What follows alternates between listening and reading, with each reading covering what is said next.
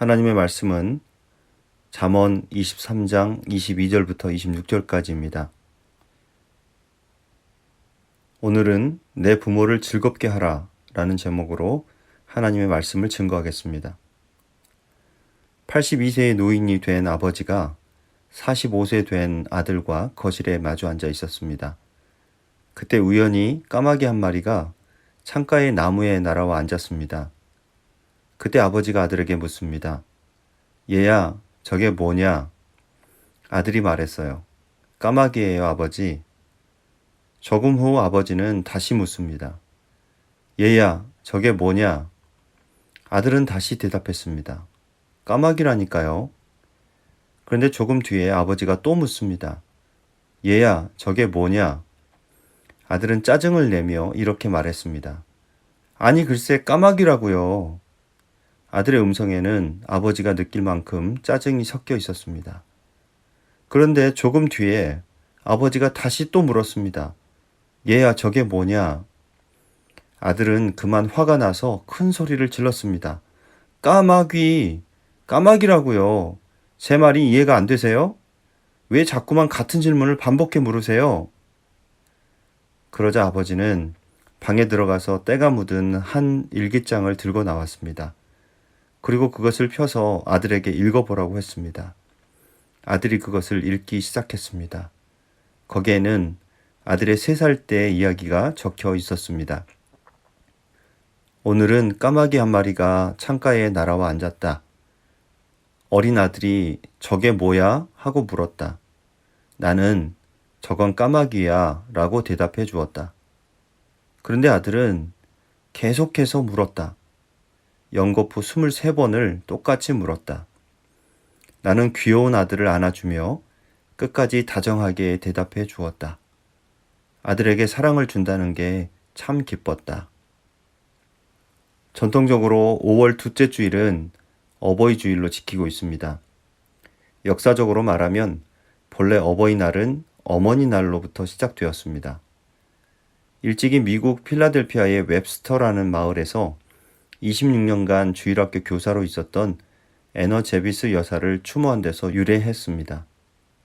원래 1907년에 시작하여 1914년부터 공식적으로 매년 5월 둘째 주일을 어머니 날로 정했습니다. 우리나라는 1973년부터 어머니 날을 어버이날로 바꾸었는데 미국에서는 1916년부터 6월 셋째 주일을 아버지 날로 정했습니다.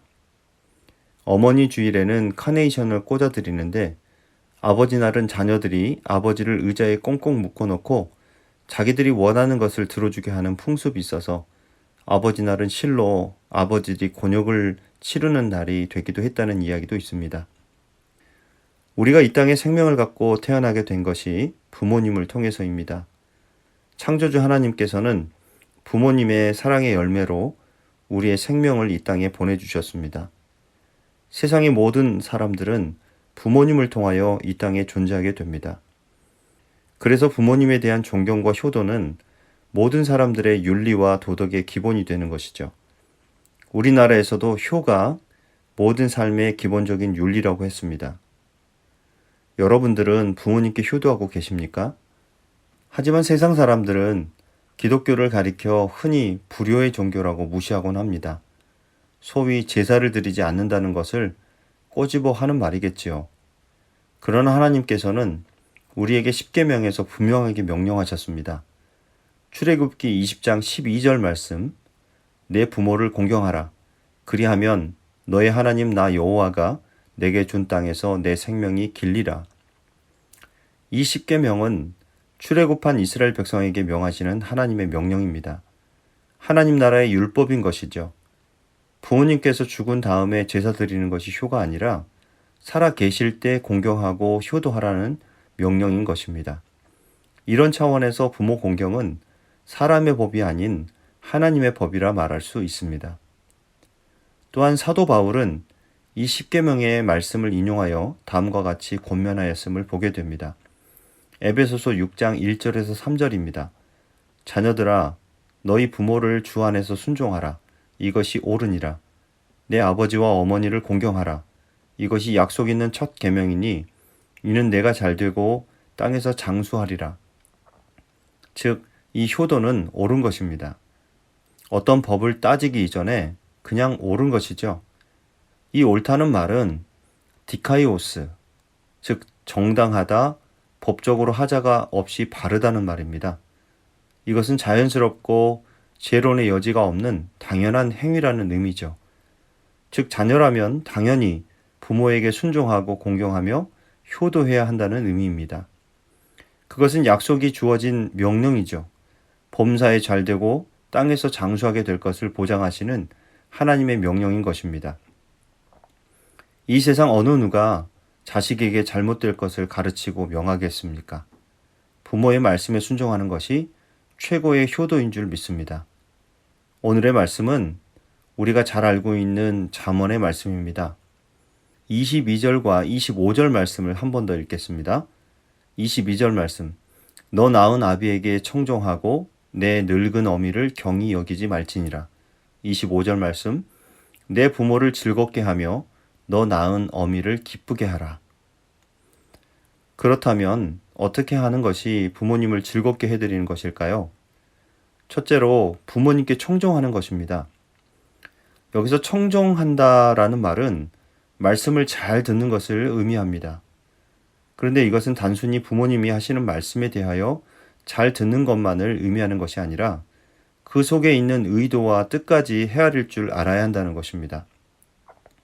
부모님의 말씀을 잘 이해하고 부모님의 마음을 편안하게 해드리고 나아가 부모님을 기쁘게 해드리는 행동을 하는 것을 말하는 것입니다.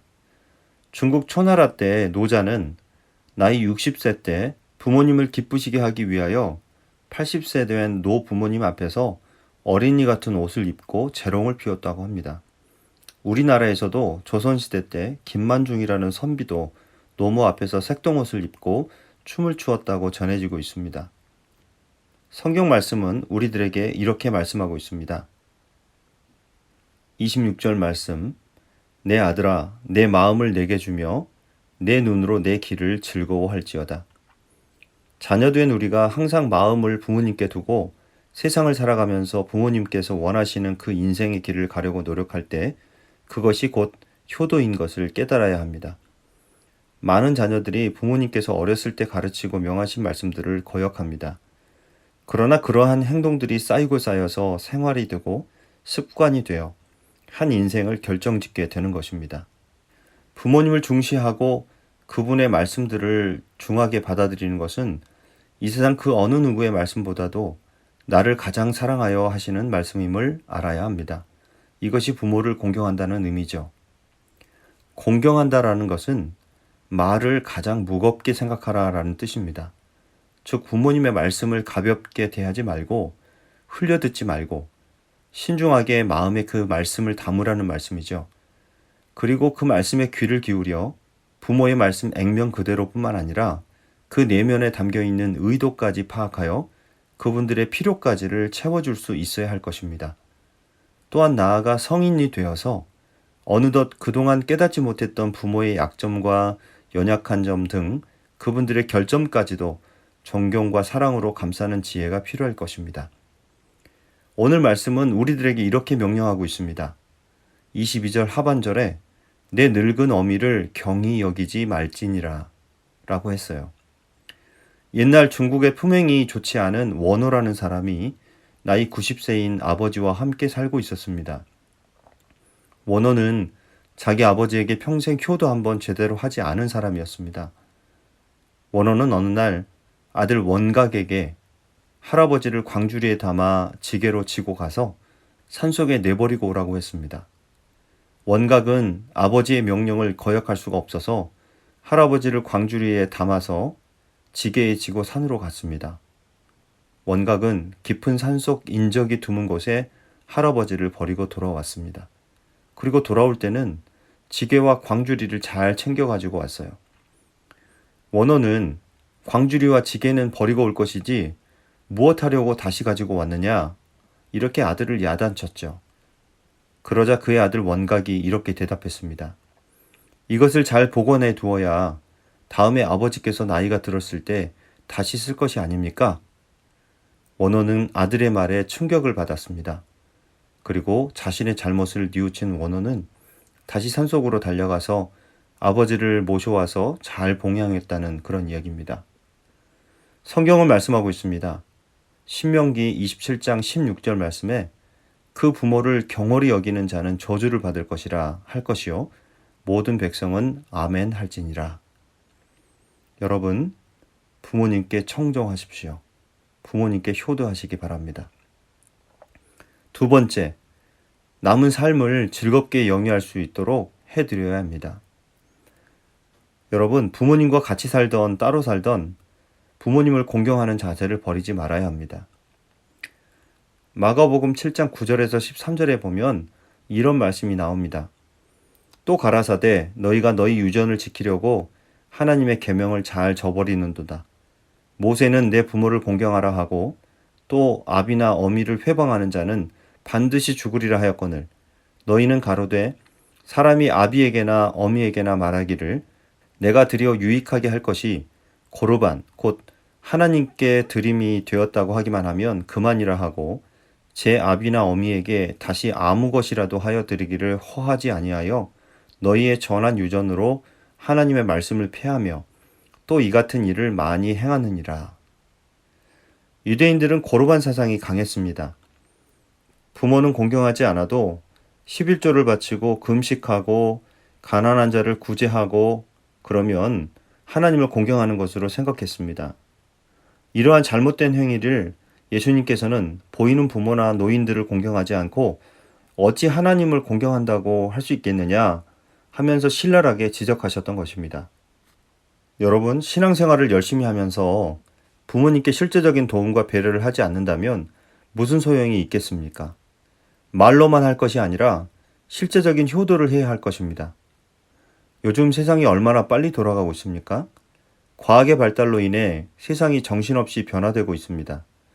그래서 자연스럽게 부모님들은 세상의 변화를 따라가지 못하게 되는 경우가 적지 않습니다. 또한 부모님들은 나이가 들어가면서 생산적인 활동이 점점 떨어져 가게 됩니다. 그래서 예전과 같이 더 이상 수입을 만들어내지 못하고 생활에 도움을 주지 못하게 됩니다. 그러므로 자녀들은 이러한 사정을 알아서 부모님을 도와드려야 할 것입니다. 우리는 인생의 안식년을 맞이하고 있는 부모님들이 편하게 쉴 수 있도록 실질적인 도움을 드려야 합니다. 그저 말로만이 아니라 실제적인 도움이 될 수 있도록 결단하고 행동해야 할 것입니다. 사실 자기 자녀에게 하는 것의 절반만 하여도 효자 효녀 소리를 들을 것입니다. 언젠가는 자녀들도 세월이 가면서 어느덧 나이가 들어 처지가 바뀌어서 효도하는 위치에서 효도를 받아야 할 위치에 서게 될 것입니다. 그래서 나 스스로에게도 효도를 할 기회는 점점 없어지고 효도를 받을 기회는 늘어날 것입니다. 그때 부모에게 효도의 책임도 다하지 못한 우리가 어떻게 자녀들에게 효도를 요구할 수 있을까요? 거창한 것은 고사하고 작은 것부터 실천해야 하겠습니다. 여러분, 효도하는 방법 10가지를 소개하겠습니다. 이것을 잘 기억하셔서 잘 지키며 효도하시기 바랍니다. 첫째, 부모님과 가능한 많은 대화를 나누라. 둘째, 부모님께 일감을 드리라. 셋째, 부모님도 취미를 가지시도록 도와드리라. 넷째, 여행의 기회를 드리라. 다섯째, 부모님을 이해하려고 노력하라. 여섯째, 가족끼리 외출할 때 부모님도 종종 모시고 가도록 노력하라. 일곱째, 집에 손님이 오면 부모님께 먼저 인사드리도록 한 후 대화를 나누라. 여덟째, 사소한 병이라도 나시면 꼭 병원으로 모시고 가라. 아홉째, 매월 일정한 용돈을 드리라. 열째, 부모님께 신앙생활을 권면하라. 여러분, 부모님이 누굽니까? 자녀에게는 하나님의 대행자인 것입니다. 하나님께서는 부모를 통하여 하나님의 사랑을 실천하게 하셨습니다. 지극한 사랑으로 지금까지 나를 사랑하신 분이 나의 어머니요 아버지인 것입니다. 그러기에 부모님은 자녀에게 하나님 같은 존재인 것이죠. 다 늙고 앙상하게 뼈만 남고 병에 찌든 육신만 가지고 계시더라도 돌아가시는 그날까지 목숨을 다해서 공경해야 하는 분이 부모요 이것이 자식된 도리인 것을 잊지 마시기 바랍니다. 셋째, 효도는 때가 있음을 알아야 합니다. 부모님께서 돌아가시면 효도를 하고 싶어도 할 수 없습니다. 뒤늦게 후회할 일이 생깁니다. 부모만큼 소중한 분은 세상에 없는 것이죠. 그러기에 부모님 살아계실 때 잘해야 합니다. 부모보다 소중하고 아름다운 분은 없다는 사실을 깨닫고 부모에게 순종하고 공경하며 효를 다하는 성도에게 하나님께서는 성경에 약속된 모든 축복을 더하여 주실 것입니다. 시대가 악합니다. 부모를 저버리고 부모에게 악행을 하는 일이 다반사로 일어나고 있는 시대입니다. 이미 이러한 증상에 대하여 사도 바울이 경고하고 있음을 보게 됩니다. 디모데후서 3장 2절 말씀. 사람들은 자기를 사랑하며 돈을 사랑하며 자긍하며 교만하며 회방하며 부모를 거역하며 감사치 아니하며 거룩하지 아니하며. 바라기는 부모를 기쁘게 하는 삶은 곧 하나님을 기쁘시게 하는 일인 줄 알아서 지혜를 다하여 또 힘을 다하여 효도에 힘쓰는 저와 여러분들 되시기 바랍니다. 언젠가 모 생명보험 회사에서 이색적인 광고로 사람들의 시선을 끌었던 적이 있습니다. 그 광고는 다름 아닌 아버지와 어머니에 관한 것이었습니다. 그 내용을 소개하겠습니다. 29, 14시간을 기다려서야 자식의 울음소리를 들을 수 있었습니다.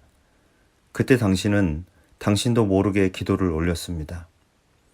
37, 자식이 초등학교에 들어가 우등상을 탔습니다. 당신은 액자를 만들어 가장 잘 보이는 곳에 걸어두었습니다. 아직도 당신의 방에는 누렇게 바랜 액자가 걸려 있습니다. 43, 일요일 아침 모처럼 자식과 뒷산 약수터로 올라갔습니다. 이웃 사람들은 자식이 아버지를 닮았다며 인사를 건넸습니다. 당신은 괜히 기분이 좋았습니다. 48, 자식이 대학 시험을 보러 갔습니다. 당신은 평소와 다름없이 출근했지만 하루 종일 일이 손에 잡히지 않았습니다. 53, 자식이 첫 월급을 타서 네일을 사왔습니다. 당신은 쓸데없이 돈을 쓴다고 나무랐지만 밤이 늦도록 그 네일을 입어보고 또 입어보았습니다. 61, 딸이 시집을 가는 날이었습니다. 딸은 도둑 같은 사위 얼굴을 쳐다보며 한박 웃음을 피웠습니다. 당신은 나이 들고서 처음으로 눈시울이 붉어졌습니다. 오직 하나 자식 잘되기만을 바라며 살아온 한평생. 하지만 이제는 희끗희끗한 머리로 남으신 당신. 우리는 당신을 아버지라 부릅니다. 그리고 이어지는 광고는 이렇습니다. 21, 당신은 고개를 2개 넘어 얼굴도 본 적이 없는 김씨댁의 큰 아들에게 시집을 왔습니다. 26, 시집 온 지 5년 만에 자식을 낳았습니다. 당신은 그제서야 시댁 어른들한테 며느리 대접을 받았습니다.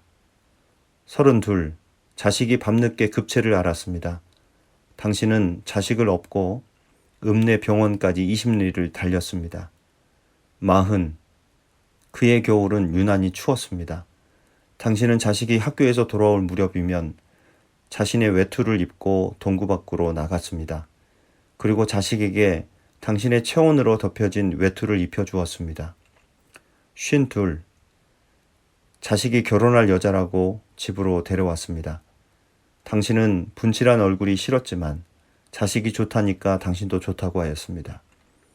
60, 환갑이라고 자식이 모처럼 돈을 보냈습니다. 당신은 그 돈으로 자식의 보약을 지었습니다. 65, 자식 내외가 바쁘다며 명절에 고향에 못 내려온다고 했습니다. 당신은 동네 사람들에게 아들이 바빠서 아침 일찍 올라갔다며 당신 평생 처음으로 거짓말을 했습니다. 오직 하나 자식 잘되기만을 바라며 살아온 한평생. 하지만 이제는 깊게 주름진 얼굴로 남으신 당신. 우리는 당신을 어머니라 부릅니다. 많은 사람들이 이 광고를 보며 울었다고 합니다. 오늘 우리 아버지와 어머니의 자화상이 그려져 있는 내용의 광고입니다.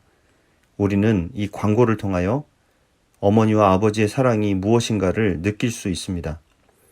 오늘 하루만이라도 부모님의 사랑에 감사하며 효도를 다시 한번 결단하는 저와 여러분들이 되시기를 주님의 이름으로 간절히 축복합니다.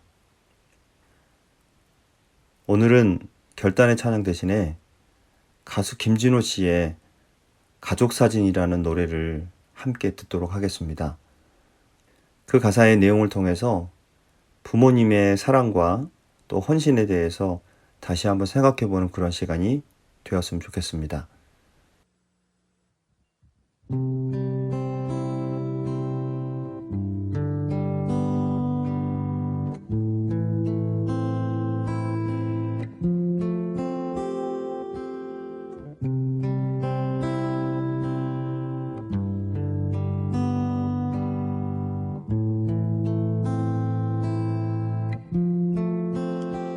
바쁘게 살아온 당신의 젊음의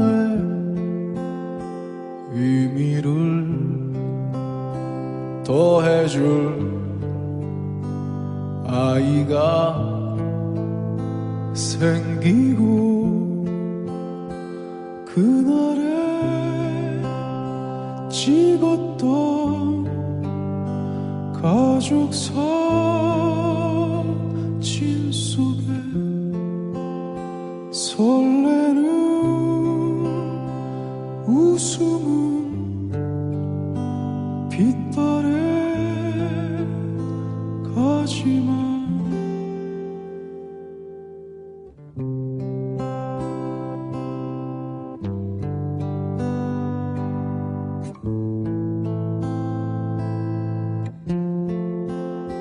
어른이 되어서 현실에 던져진 나는 철이 없는 아들, 딸이 되어서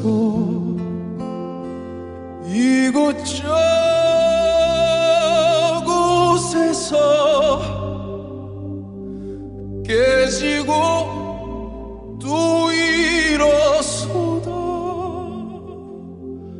외로운 어느 날 꺼내본 사진 속 아빠를 닮아 있네.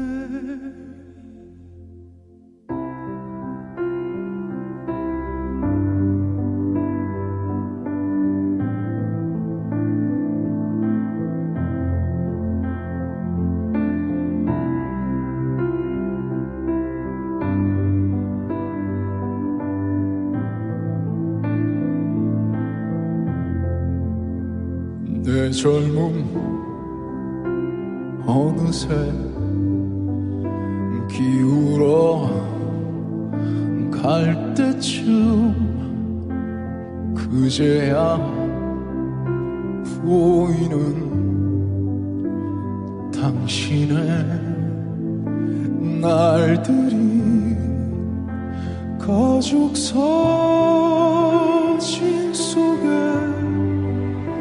미소 띤 젊은 우리 엄마 꽃 피던 시절은 나에게 다시 돌아와서 나를 꽃 피우기 위해 걸음이 되어버렸던 흘린 그 시간들을 내가 깨끗이 모아서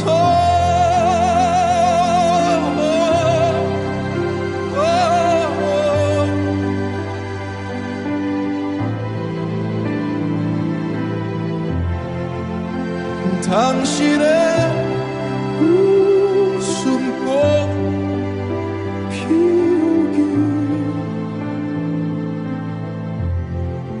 피우기 피우기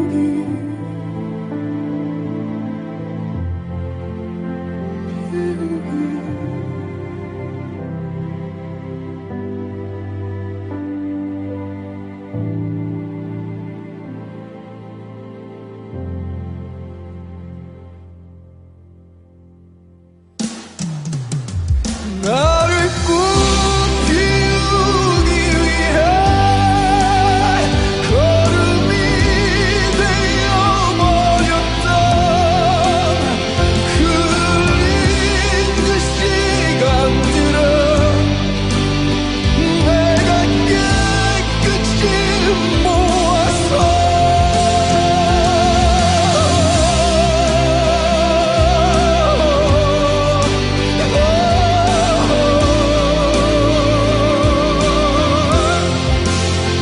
당신의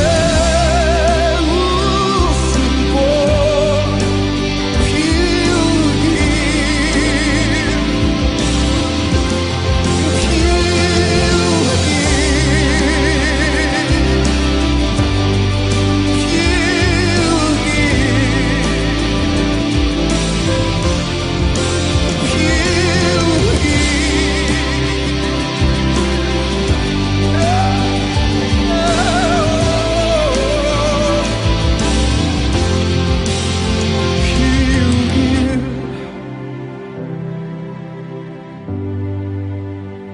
피우기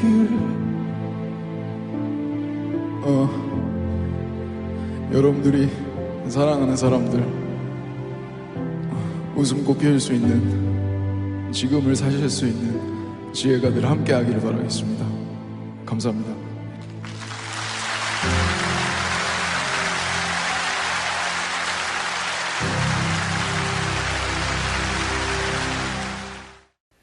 하나님 아버지, 주 안에서 내 부모를 순종하고 공경하는 것이 약속 있는 첫 계명이요. 하나님이 주신 땅에서 내가 잘되고 내가 장수하는 길이라 이렇게 말씀하셨는데 부모님께 순종하지 못하고 부모님을 공경하지 못한 우리의 허물과 불순종을 용서하여 주시옵소서. 우리의 육신을 낳고 길러주신 부모님께 순종하지 못하고 마음을 아프게 했던 불효함을 고백합니다. 내 부모를 공경하라 명하신 하나님의 법을 제대로 지키지 못했음을 이 시간 고백합니다. 우리를 용서하여 주시고 참다운 자녀의 모습을 회복할 수 있도록 도와주시옵소서. 자녀들을 위해 눈물과 아픔과 수고로 살아오신 부모님들의 노고를 기억하고 새겨봅니다. 자녀들이 잘 되기를 간절히 원하면서 평생을 살아오신 부모님들을 위로하여 주시고 그 심령에 주님의 사랑으로 가득 채워 주시옵소서. 믿지 않는 부모님들이 예수 그리스도를 통한 구원에 이르게 하시고 주님의 한량없으신 은혜로 덮어주시고 영혼의 평안과 기쁨이 샘솟게 하여 주옵소서. 노령에 계신 부모님께 건강의 축복을 더하여 주시옵소서. 우리 주 예수 그리스도의 이름으로 기도하옵나이다. 아멘.